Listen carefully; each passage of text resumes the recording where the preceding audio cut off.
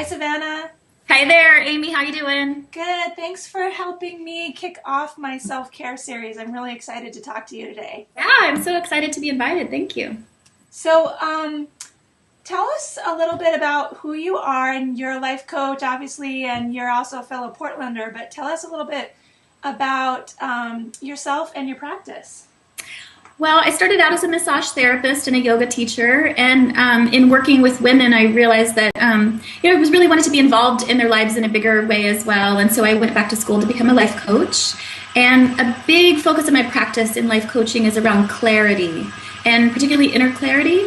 And I've discovered that the foundation for clarity is really self-care, is really that tending and listening to the self. So I'd say the other big piece of my work is around self-care, and I actually qualified as self-nurture, which I believe is sort of a deeper version of self-care. Yeah, that was one of the things I was really interested in.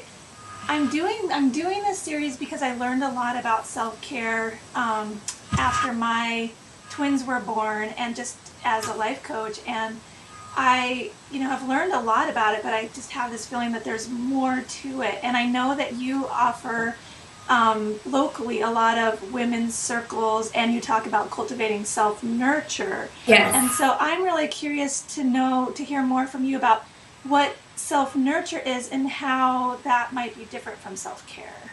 Yeah, great. I love to talk about that. I can talk about it all day. So you'll have to cut me off. How I view self-care is people in our culture think about self-care as the actions that we take. Taking time for yourself, or exercising, getting some massage every once in a while, just sort of the things that we do for ourselves. For me, self-nurture is about our relationship with ourselves. It's almost the impetus towards the actions that we take.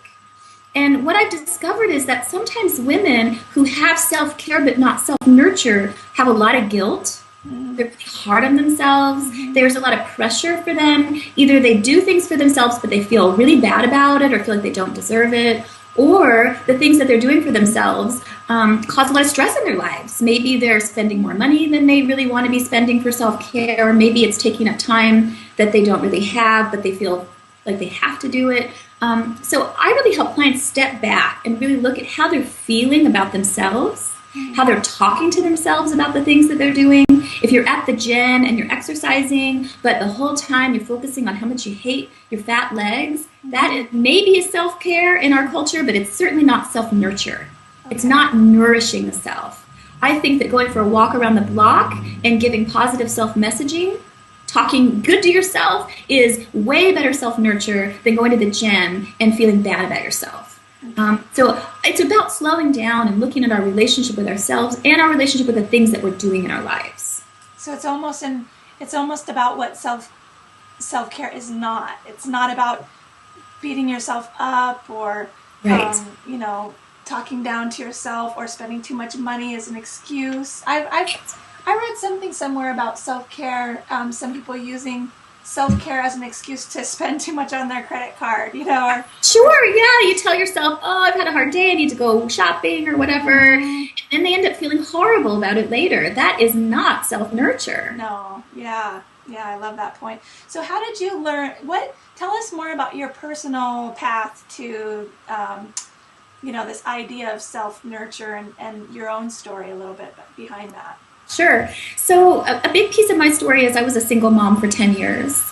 I got pregnant in college and had my son Caleb, and I had very limited time and very limited money. I continued to put myself through school as a single mom, and then on to graduate school as a single mom. So I really had to figure out, how am I going to take care of my family, and how am I going to take care of myself? And there was definitely an inner conflict, an inner struggle about that.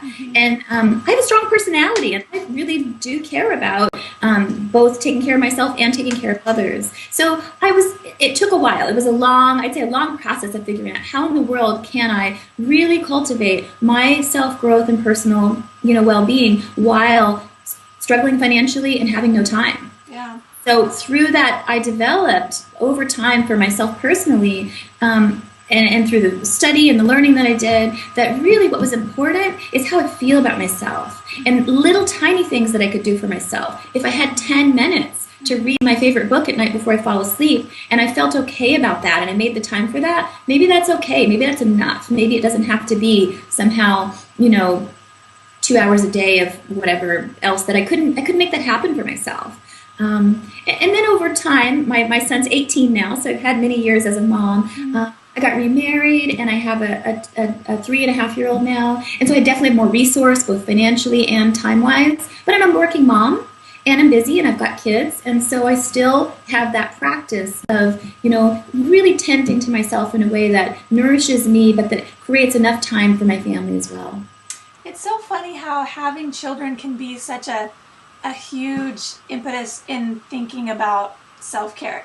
I've noticed. I mean, the big piece is you have to take care of yourself if you're going to take care of these little people. Yeah. You have to have that foundation for yourself, the energy and the love in your heart that comes from loving yourself, from really being able to tend to yourself enough that you have something to give. And I have clients that come into my office and they're so depleted, and they care so much about giving to others, but they've sort of forgotten or lost this relationship with themselves. And so a big part of the teaching is how can they turn their attention towards themselves enough so that they have more to give the other people in their lives. So what changed for you then?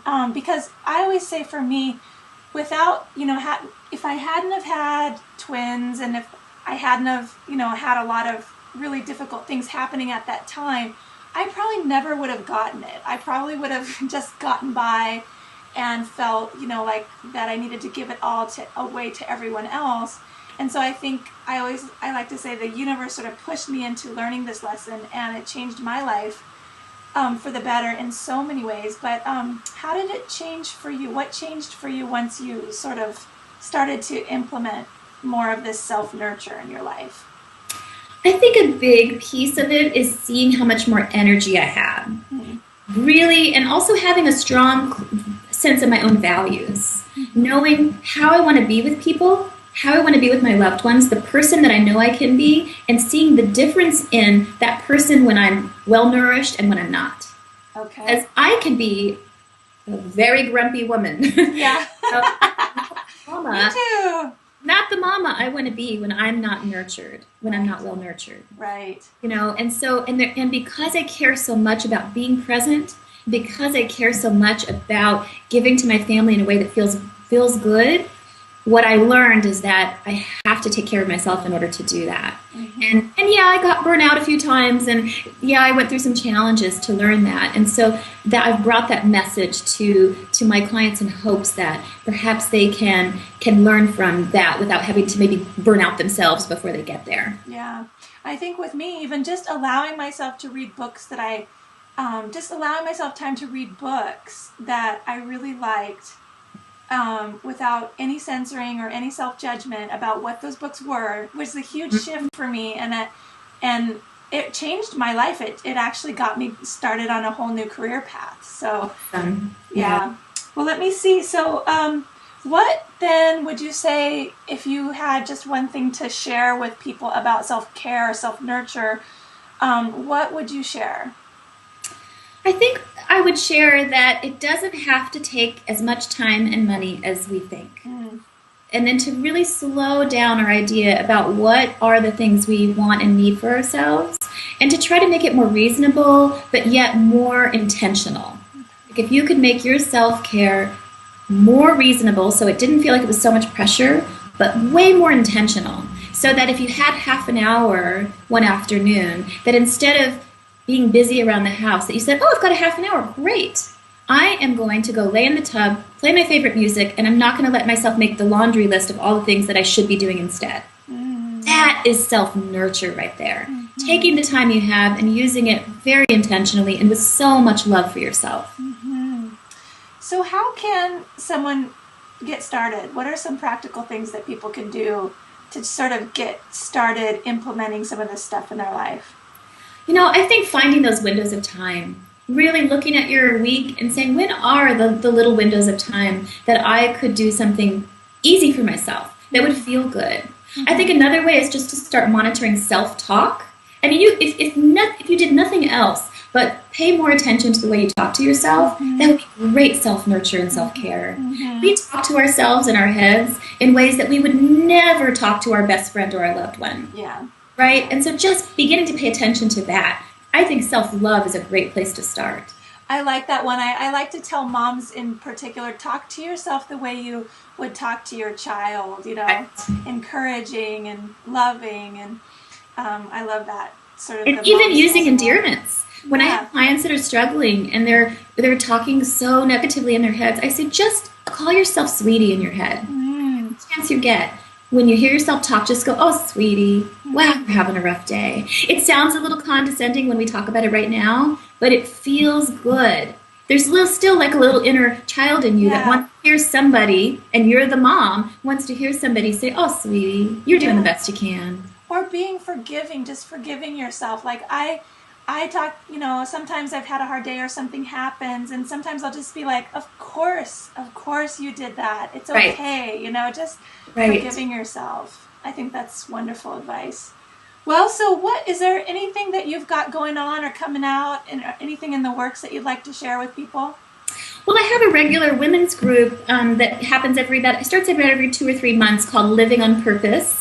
And my next coaching group is starting in a few weeks. And there's a new one every few months. And it's a wonderful opportunity for women to get more clarity about their personal values, their strengths, their vision for themselves and their lives, and really to just slow down and pay attention to themselves. So a great way to start implementing some of this self-care, self-nurture, rather, practice in their own lives with Absolutely. you as a guide. Absolutely. Now, do you do any of that online, or is that all local? It's all local at this point, although great idea. I say, yeah. I say there would probably be a lot of people interested in that. And I also have a little e-letter I send out called Clarity Speaking. Just very short and sweet every 2 or 3 weeks, and people can sign up for that on my website at nurturelifecoaching.com. Okay, and I will also include a link to that on my stuff as well, so people can find you that way. Thanks, Amy. It's so wonderful to just have you in the community. We've gotten to be friends, and I really love having that support of other coaches who are like-minded. We really love to work together. So. Absolutely. Well, thanks again. It was an awesome talk, and we'll connect again soon. Great. Well, I'll look forward to getting your newsletter and seeing it. All right, Savannah. Okay. Have a great day.